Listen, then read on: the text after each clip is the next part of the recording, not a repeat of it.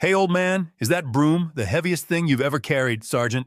Blake Thorne barked across the scorching sand, his voice brimming with the careless confidence of a young sniper who had never learned fear. The entire recon sniper platoon burst into laughter, treating the remark as casual entertainment during training hours.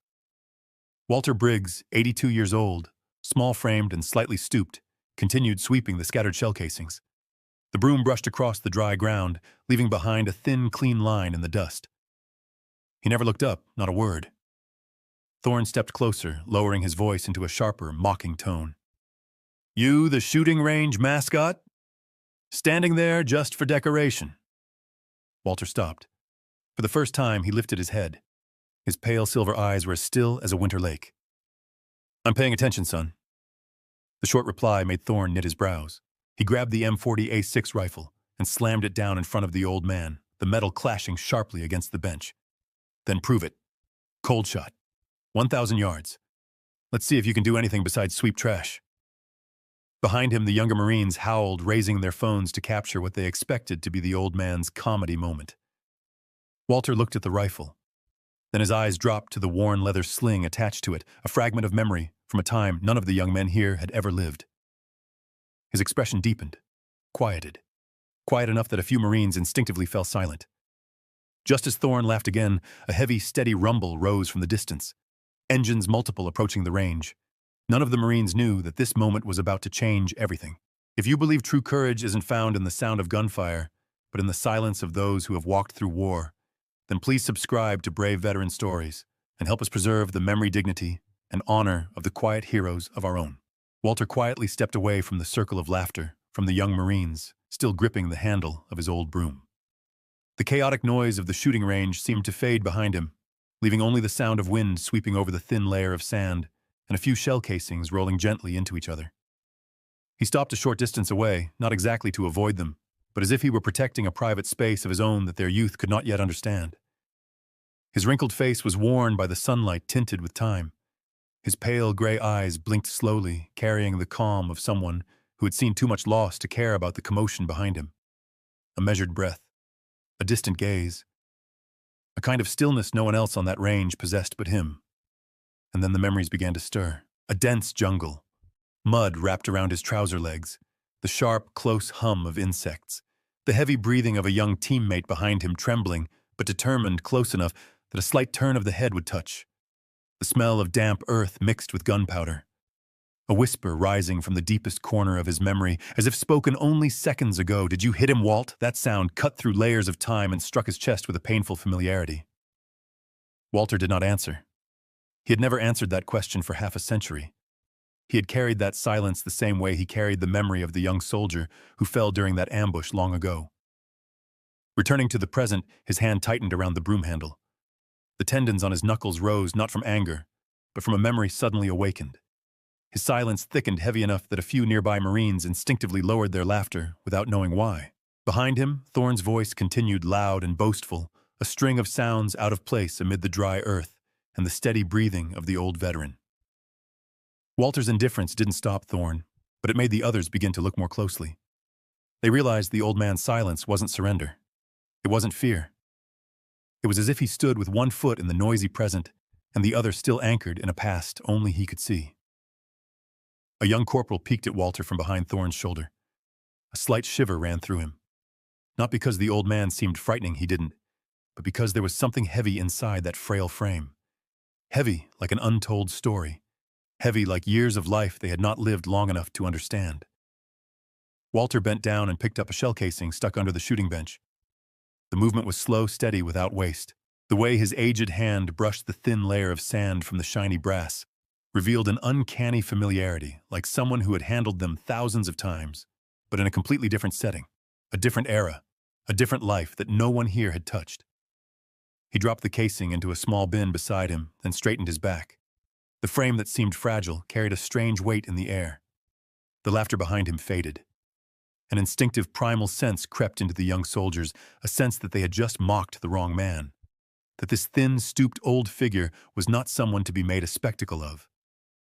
Walter said nothing more, but his silence, that stillness, made the entire shooting range pause. It was as if time itself hesitated, waiting for something that was about to break the surface. And in that very moment, the humiliation began to gather, preparing to rise like the first swell of a coming storm. Sergeant Thorne stepped forward a few paces, raising his voice intentionally louder than usual to draw the entire platoon's attention. "Watch this. Grandpa's gonna break his shoulder." The words shot through the air like a sudden jolt, making the young Marines behind him all turn at once. They abandoned whatever drills they were doing and gathered into an eager line as if they were about to watch a free performance.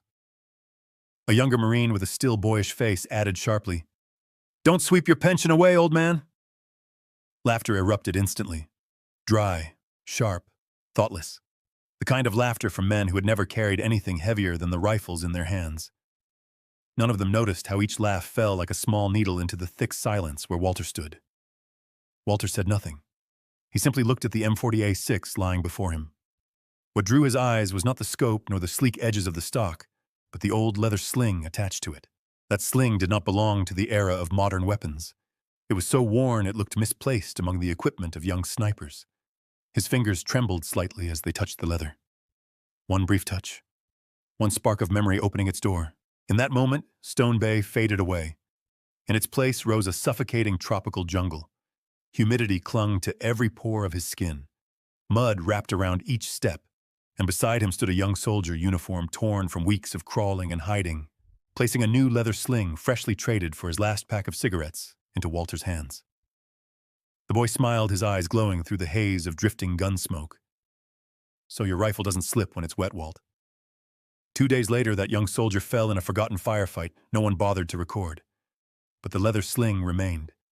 It stayed with Walter, stayed through decades of sleepless nights, and now it lay before him again, as if time had curled back to the deepest wound he carried.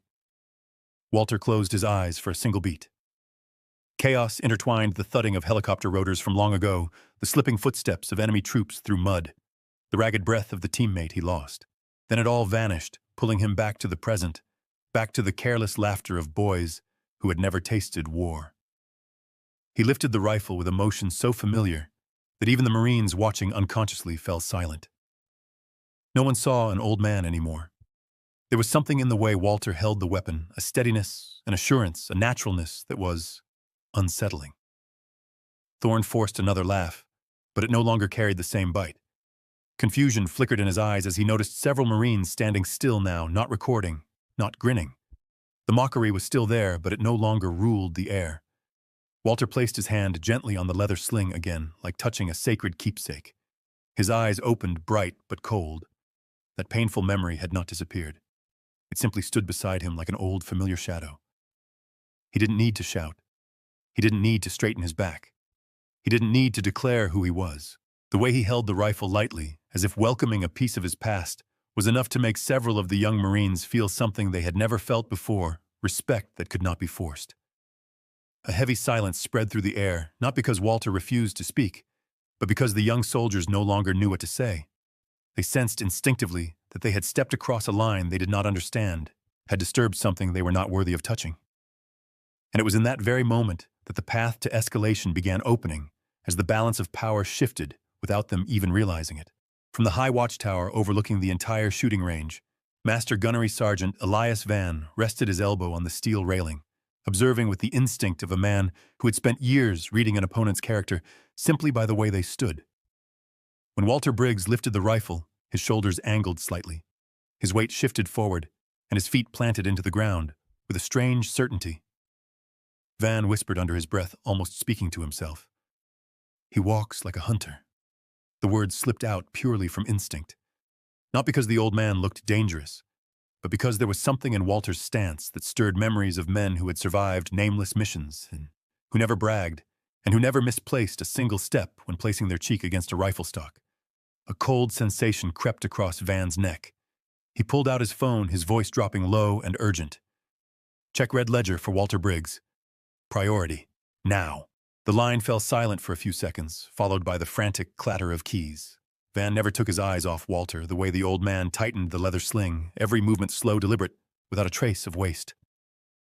No one sweeping a shooting range moved like that. No man doing custodial work brought a rifle to his cheek with such unnerving familiarity.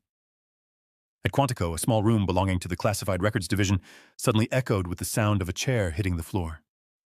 A silver-haired colonel with the weathered face of someone who had buried too many comrades shot to his feet as he stared at the screen. Impossible. He read the name again, each letter slicing into the scars of wars that had never fully healed.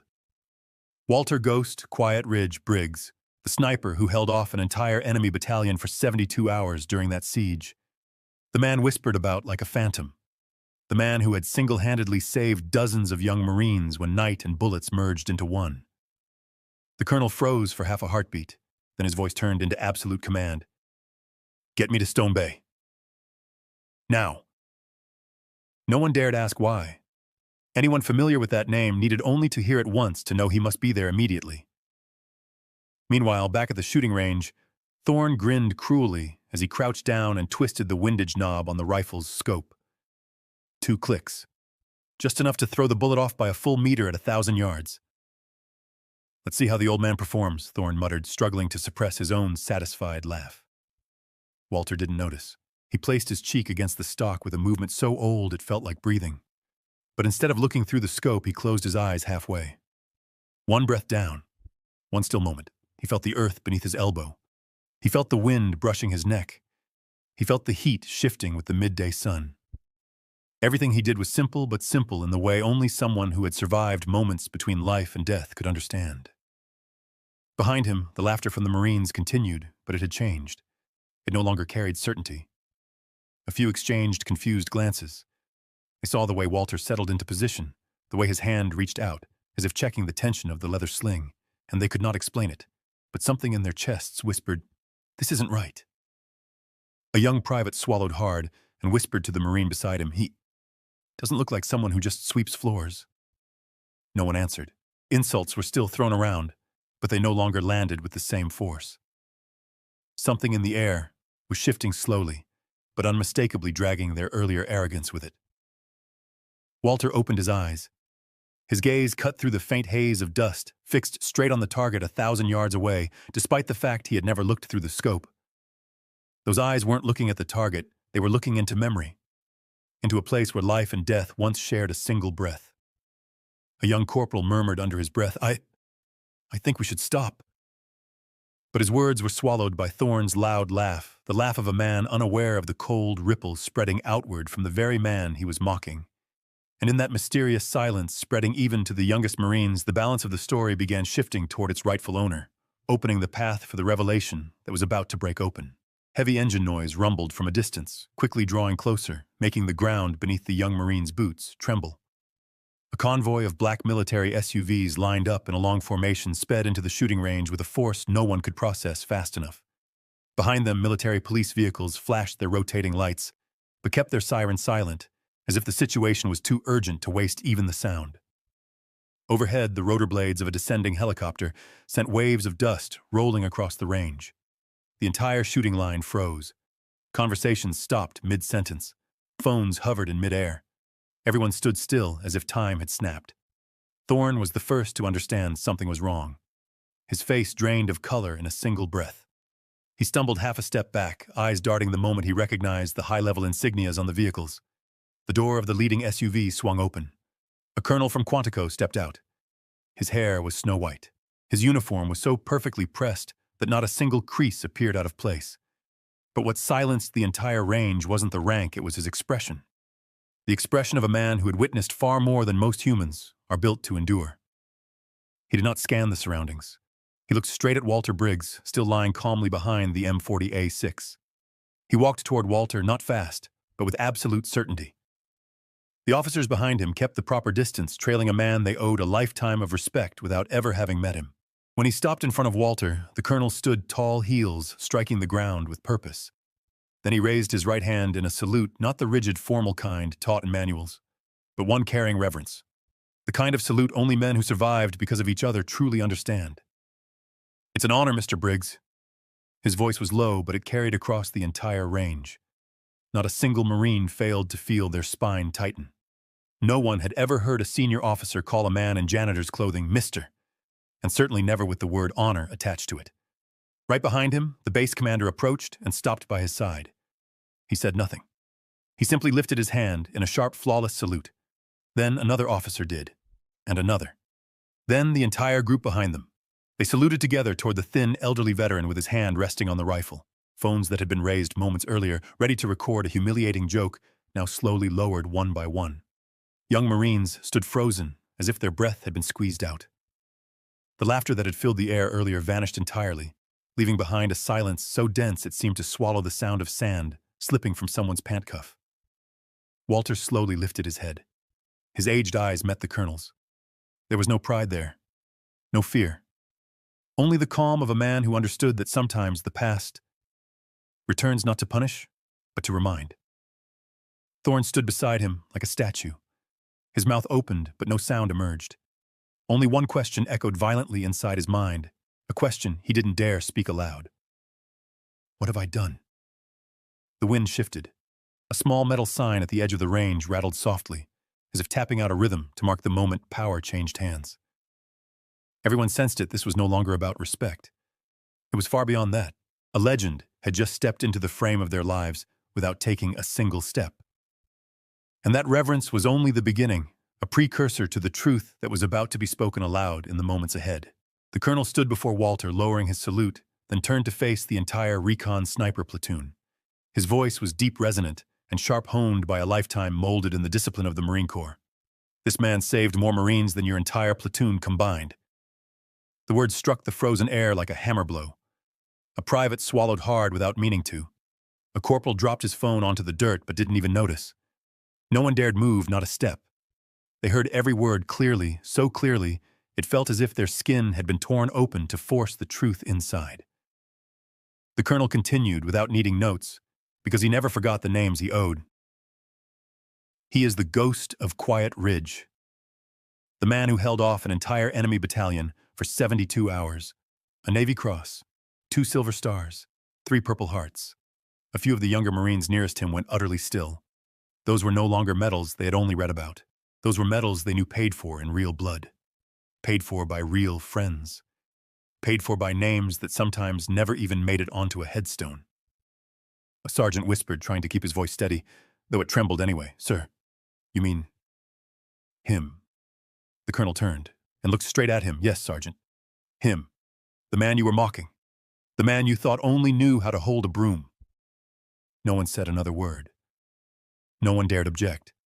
No one had the courage to look Walter directly in the eyes, because they knew those eyes had seen things they were not yet old enough to comprehend. Walter remained still, one hand resting lightly on the old leather sling.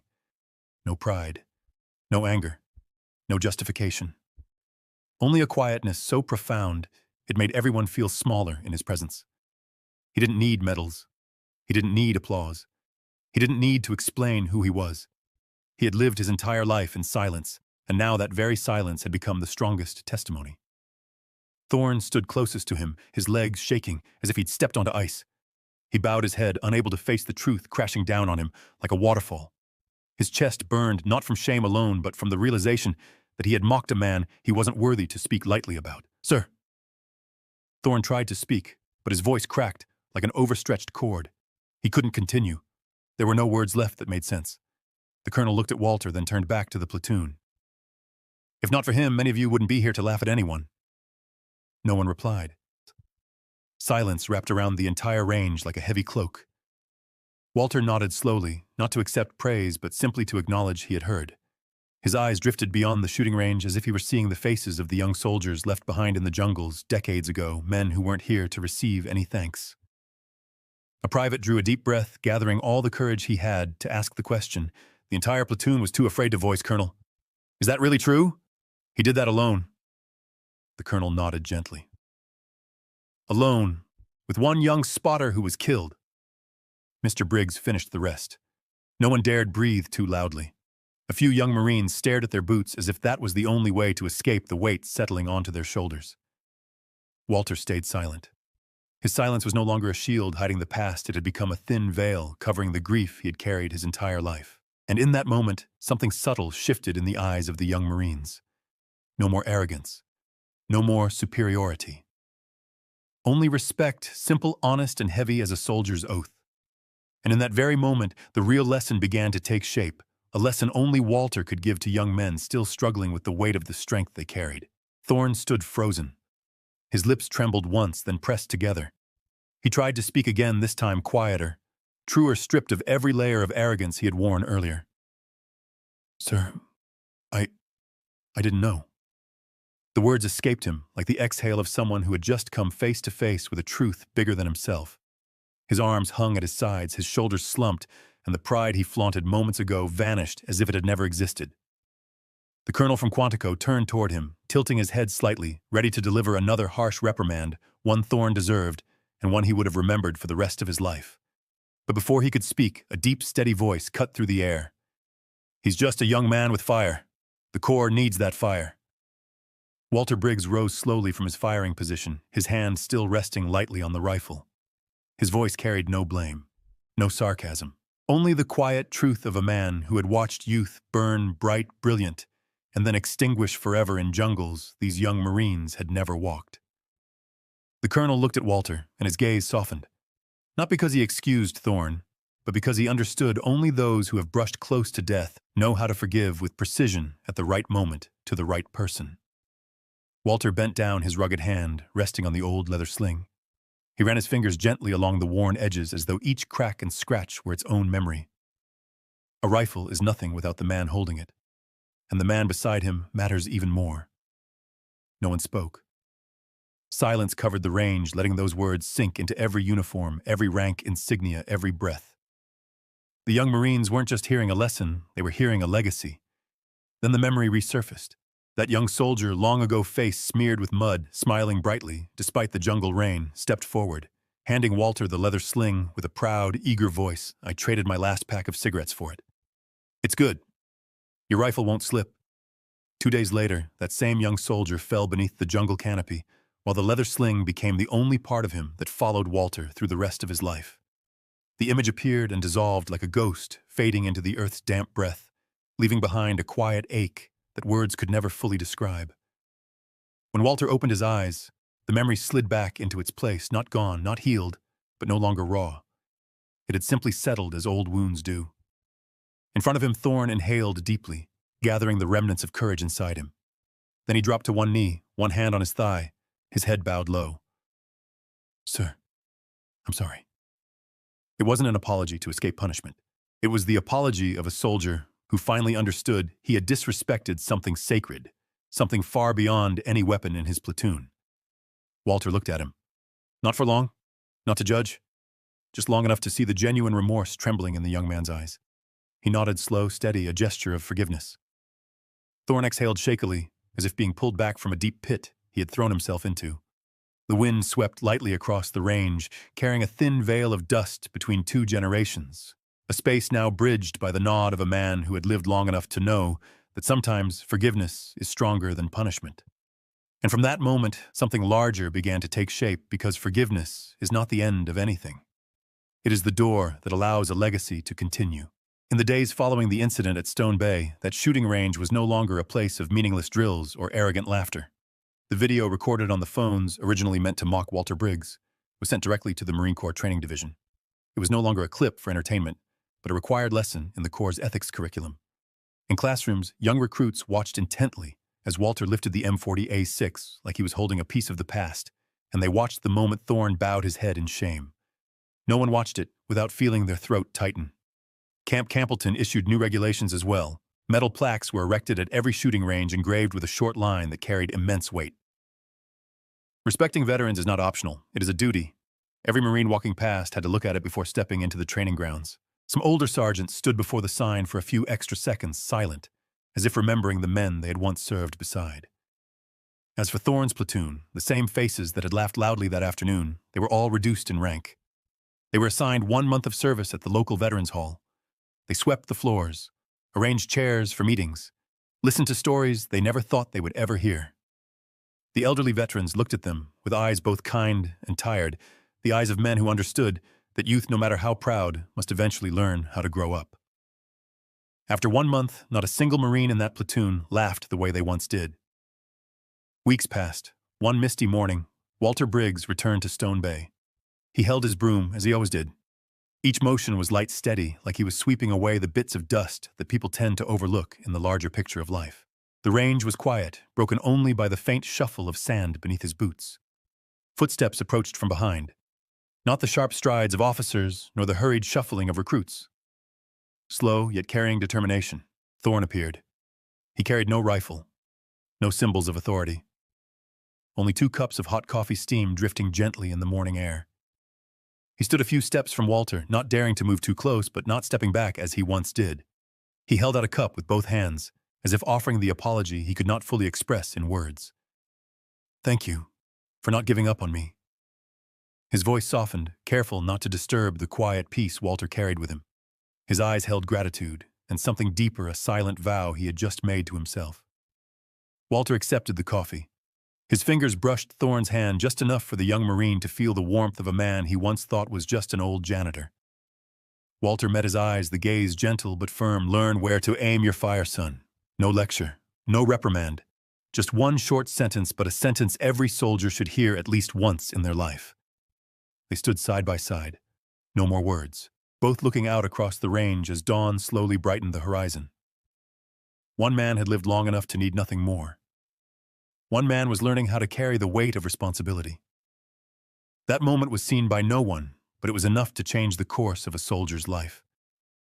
And as the sun rose above the horizon, a light breeze carried a familiar feeling, the sense that those who had fallen, the young soldier who once handed Walter that leather sling, were still somewhere nearby, watching smiling.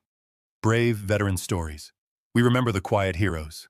If this story makes you believe that honor and kindness never retire, please share this video, and subscribe to Brave Veteran Stories so that none of their memories are ever forgotten.